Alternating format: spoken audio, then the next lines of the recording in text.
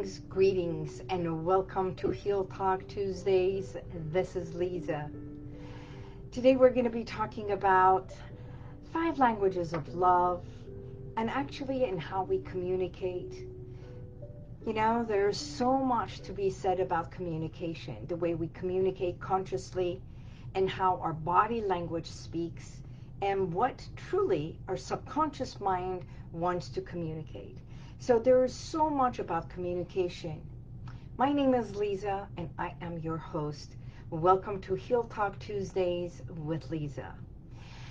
Today we are going to be talking about the 5 languages of love. Actually, there is a book on this by Gary Chapman. I have the book and I have recommended this book to so many of my clients.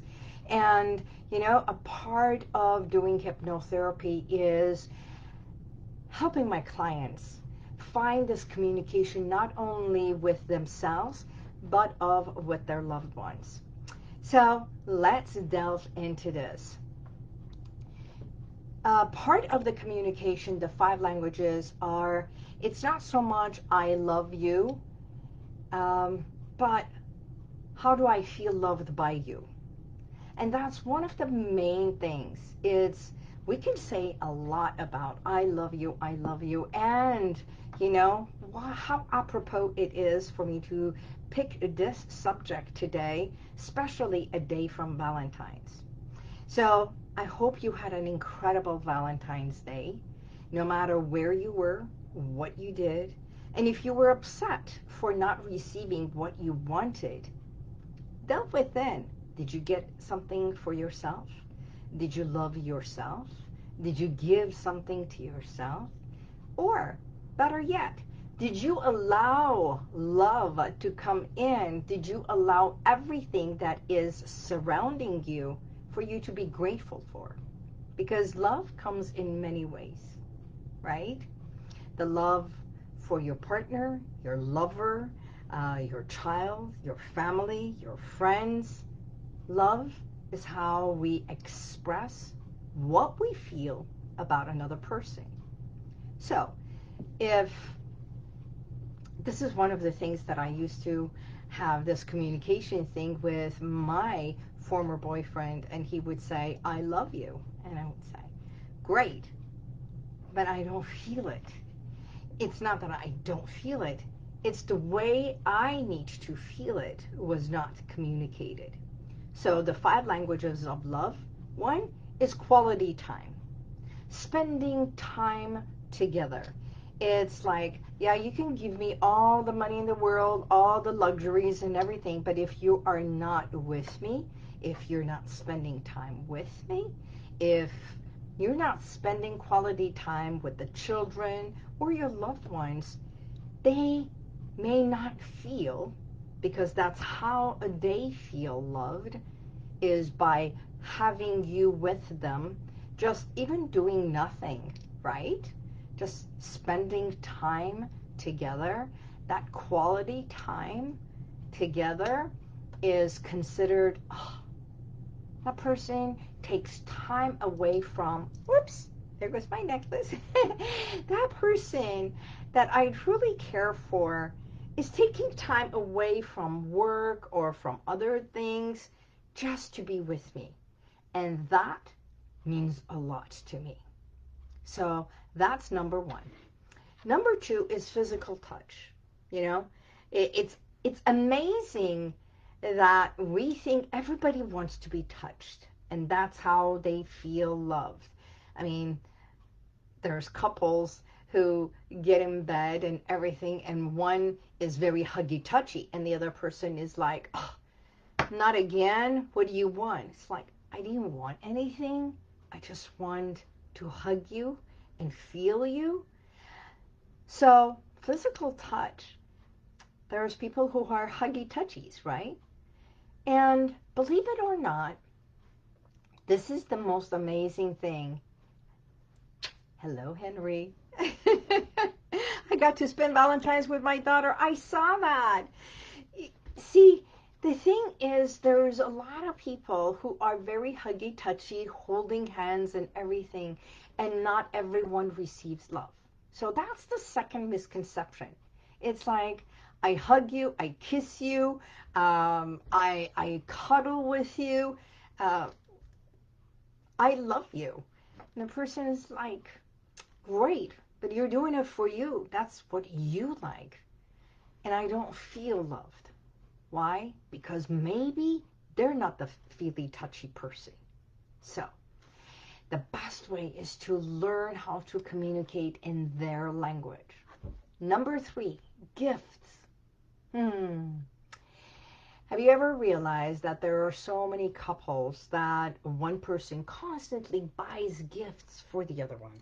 Ah, my necklace just broke. Interesting, right? So, they buy gifts because they like to be gifted. And it's like, I give you all this. I bring you all this, flowers, the gifts. I give you all the things that you want, you like. You got the purse, you got this. It's just like, yeah, but that doesn't mean you love me. That's, thank you very much for giving it to me. Um, it's like, it's not the feeling. So, the next one, we're going to go over all this, and then I'm going to explain it. The next one is acts of service. And what does acts of service mean? That means we go somewhere and you do something. You help me with the chores at home. And I ask you, I'm tired, and you bring me breakfast, or you make a small little plate for you to bring it to bed, or you wash my car for me, and I walk out and I see the car and I'm going, oh, he loves me or she loves me, you know. And I say washing cars because I love washing cars anyhow. And anyone who washes a car for me, to me, is like, aw, thank you very much for that. So appreciating acts of service. And the last one is words of affirmation. So for those who are very much auditory and words matter, especially with the right tonality, words of affirmation are powerful. Now, if someone is not auditory and you constantly tell them, I love you, I really care for you, oh, you're so beautiful, you're doing this, you're that, and I truly appreciate you, you're such a good mother, you're such a good friend, you're such a great father, you did amazing work. If they're not auditory but they're kinesthetic, which is the feely, touchy person, you can say anything in the world. It's like, great, I'm glad you say the words, but I don't feel it. Why not one time hug me so I can feel it?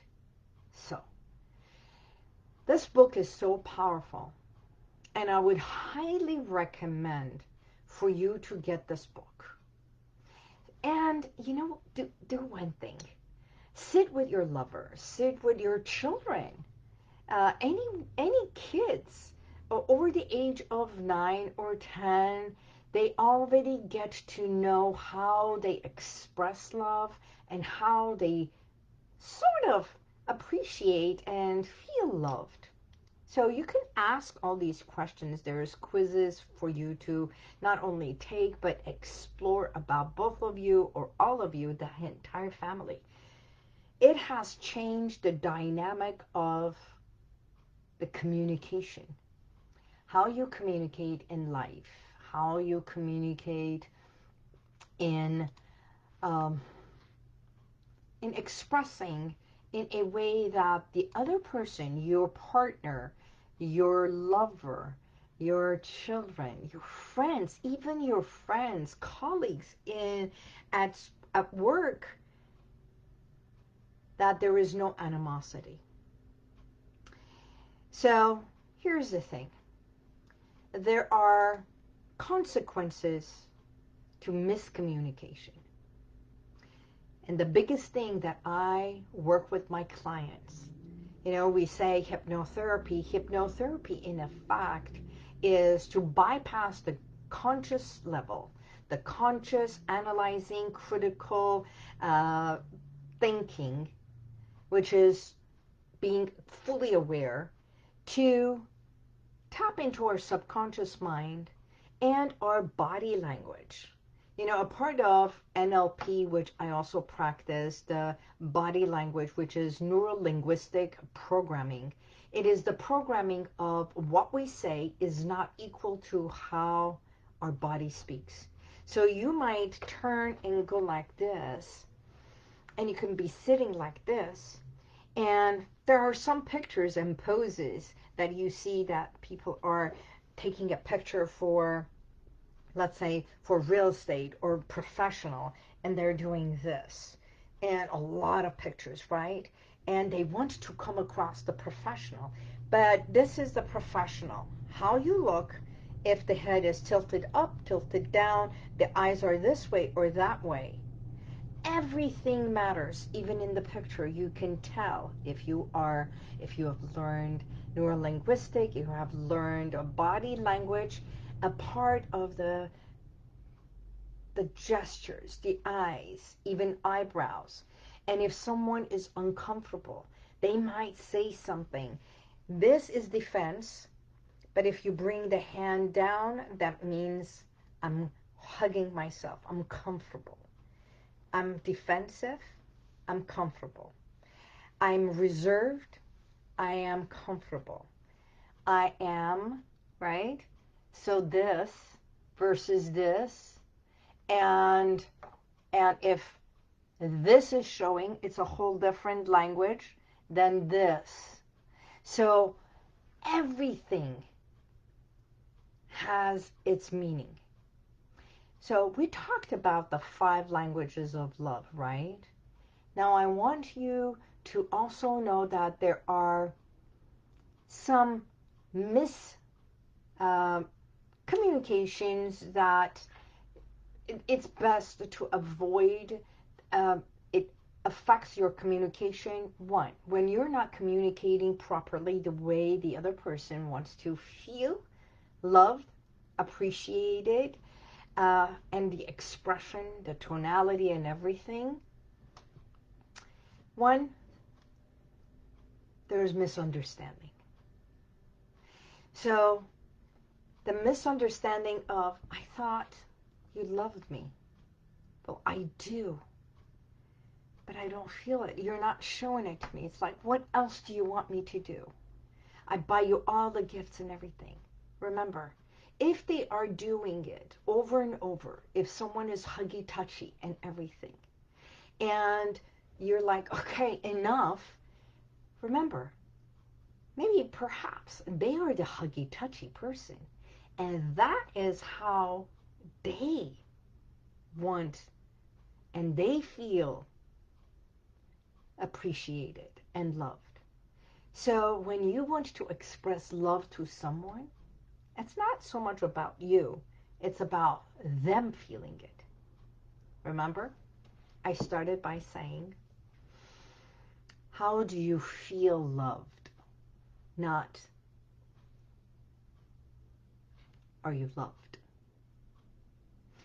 We are loved by our children, by our parents, by our lover, by our partner.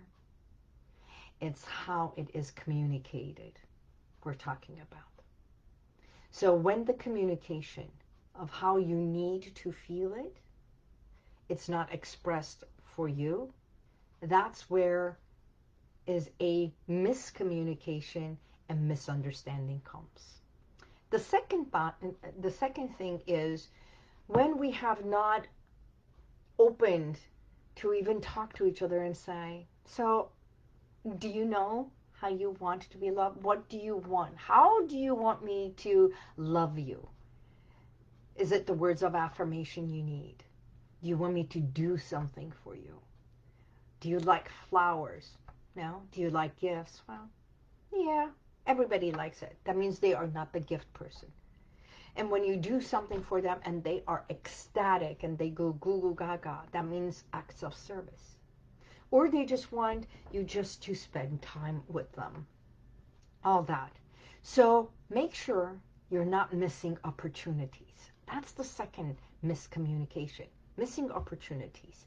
And missing opportunities especially at work or at home with a lover. And it's so important. Sometimes we think that because I'm not loved or I don't feel loved, I'm just going to give you the silent treatment. Nothing worse than punishment. Silent treatment is, I'll show you. Not realizing that sometimes when someone is upset, they need time out. And it's not time out as a punishment, but they need time for themselves. So a part of communication is, I love you, but at this very moment that we're in an argument, I cannot speak because I haven't learned how to express. So I'm going to take 5 minutes or 10 minutes and just be by myself. Instead of right in the middle of an argument, get up and walk out and the other person feels like, what? How dare you do this to me? Because the gesture of that is, I feel dissed.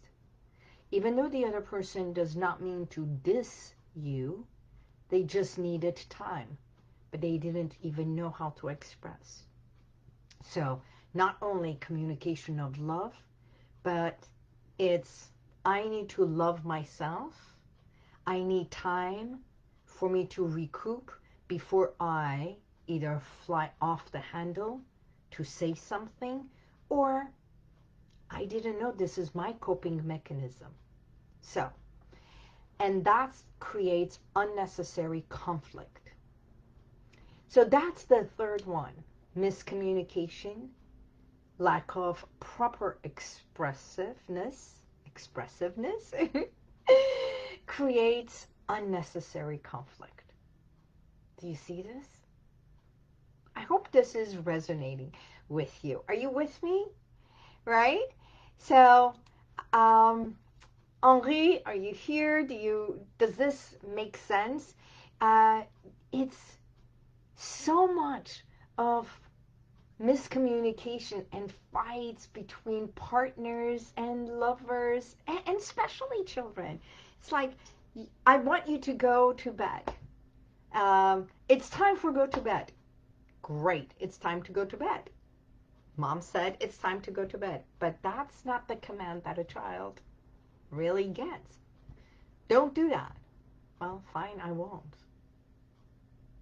But they keep doing it.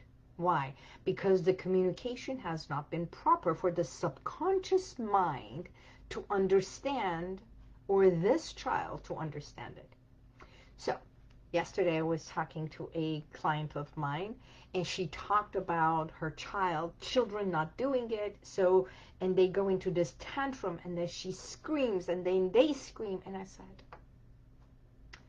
what if we change the communication? How does your child feel loved? She's like, I don't know. I'm going, yeah. So we went through the love expressions, the languages, and she says, well, he's a huggy. He constantly wants to hug me and everything. And I said, then when you want him to do something, instead of telling him don't, just go, come close to him. And the tone, instead of scream, comes lower, like full on either the command or the authority voice with kindness. And you say, sweetie, it's time for you to go to bed. It's 9 o'clock. So it's time for you to go to bed, not it's bedtime. Yeah, everybody goes to bed. You're not going to bed if it's bedtime, but it's your bedtime. Ah, it's my bedtime. Okay, and it is 9 o'clock. Okay, now the command, instead of screaming, which irritates, you're sitting or coming close to them, and all she had to do is touch his hand, his shoulder, or just be present.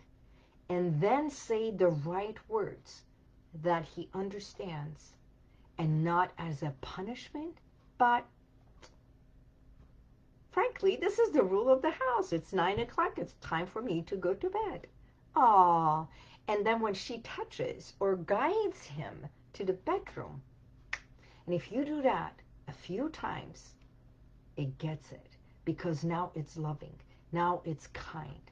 Then there is no feeling of, oh my God, mom is screaming and I'm going to scream back. And then this screaming is not happening. So that's to eliminate miscommunication and unnecessary conflict. So the next one is mistrust. I don't trust the other person. You know, every time I say I love you and everything, or I express it, I do everything for you, I spend time for you, I touch you, I hug you, I bring you this. What else do you want from me, right? I don't know. I just don't trust. And that's something that needs to be communicated first and foremost with yourself. The best way is to explore and find out, how do I feel loved? What do I need to feel? Not only the love, but to trust someone. Do I have a trust issue, or is there something else? And that mistrust, lack of communication that leads to mistrust, either at home or workplace, it creates more conflict. And mistrust is only within you. It's the same as when there is panic and anxiety, it's never from the outside. The outside is the trigger. What you feel, the anxiety, is from within. And the last thing that all this leads to is a lack and low morale. When there's conflict, when there's arguments, when all that happens, it's like it affects your own self-esteem, your own low morale. And when you don't feel good about yourself, guess what? You walk around with feeling low energy. Even your expectations is like, well, it's not going to happen anyhow. A person is not even capable of loving me. I do everything. So what's wrong with me? Am I not good enough? Why is it that they're showing all kinds of love to them, and here I am doing everything and I don't get it? That means I'm not good enough. So this entire thing of lack of communication comes back to you going into self-punishment and negative talk, self-hurt, low self-esteem. So everything that I do with my clients is first and foremost delve into understanding how they feel loved so they can love themselves. If it is gifts, go buy yourself a gift. If it is time, how do you spend quality time with yourself, with your thoughts, with your feelings, with everything? Get to know you. This is my favorite thing. Flowers. And you know what? I buy flowers for myself every week. Every week there's always flowers. If not flowers, there's plants. If not, I am walking and I am with nature every single day. Not only walking with my dog, if you have seen it, my posts, my stories, is always about nature. It's always about words of affirmation. I'm auditory, I am present, I am spending time. Actually, spending time, I'm going to give you a story, a true story about something that happened in my life. And I'm doing this. It's like, oh my God, I'm going to share something about myself. Yes, Henry, so do I. By the way, not flirting, but I have to say that your hair is truly. Oh, I didn't even see that, and I started playing with my hair. Thank you, Henry. Even if it was a flirt, it made me smile. Thank you. She lost my trust by not communicating important events. You know, she didn't lose your trust. She did not lose your trust. It's that the way it is communicated for you and to you,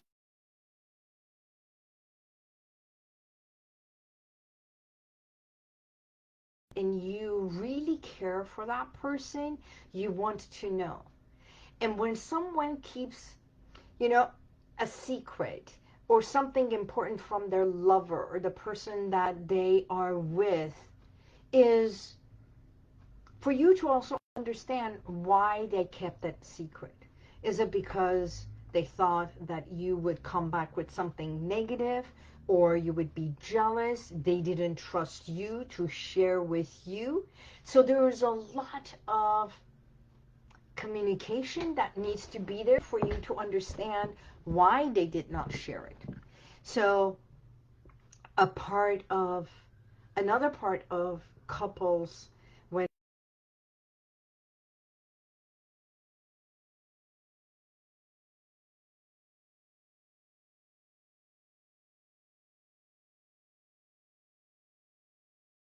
have to do it, that we do it.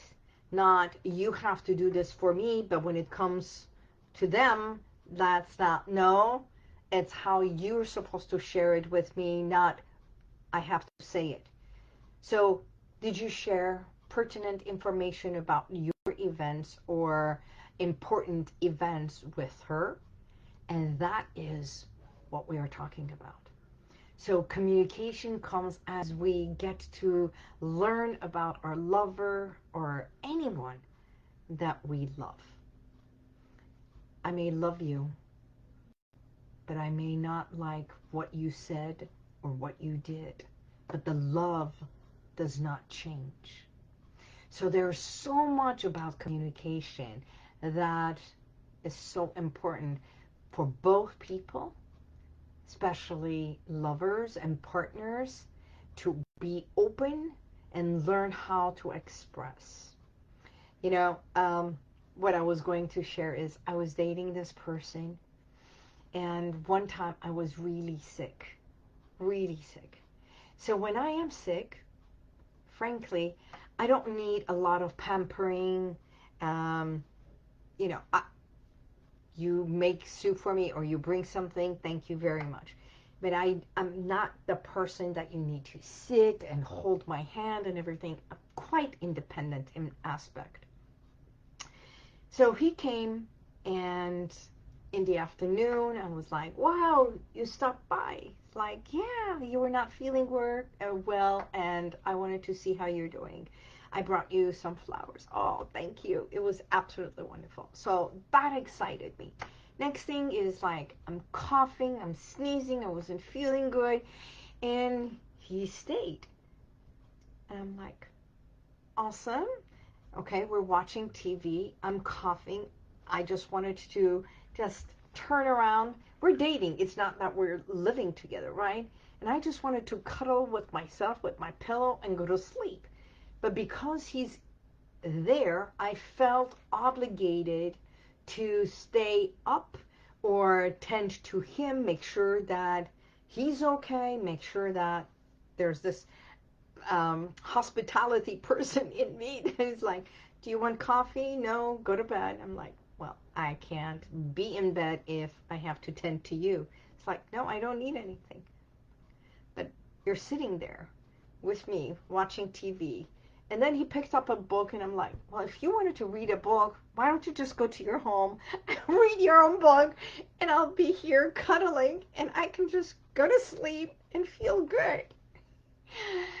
So it became a thing, and after half an hour, actually after an hour, I was like, do you mind if you go home? He's like, don't you want me to be here?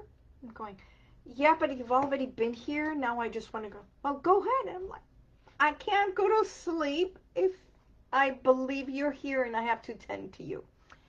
Communication, communication, communication. So I didn't know that was one of my pet peeves, that I felt I have to tend to him, but his thing was spending time, quality time, just doing nothing was his way of feeling loved.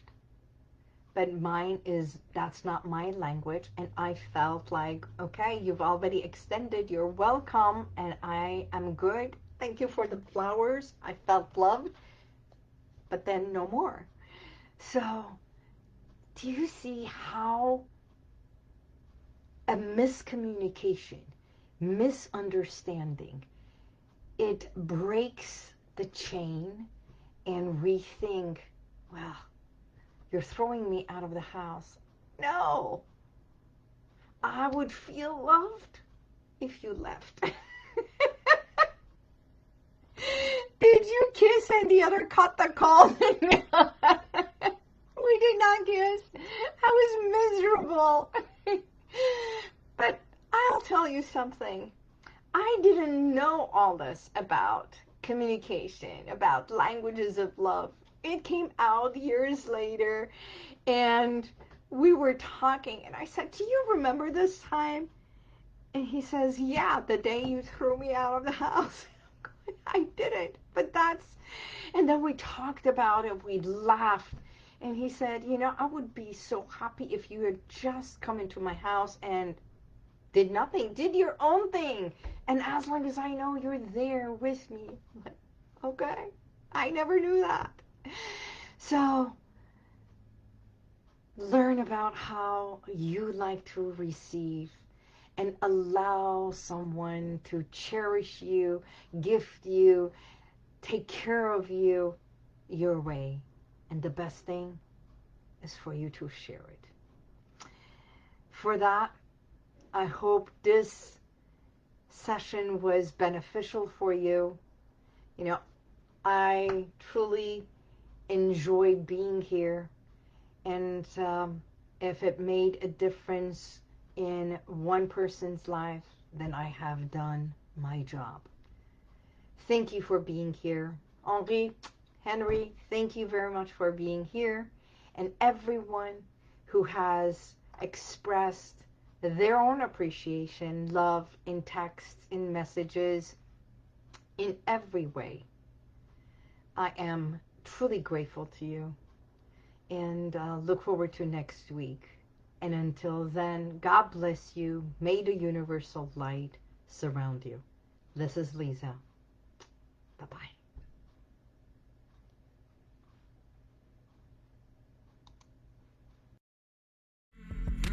Thank you for being here. If you want to check out some of the testimonials that I've got, click right here.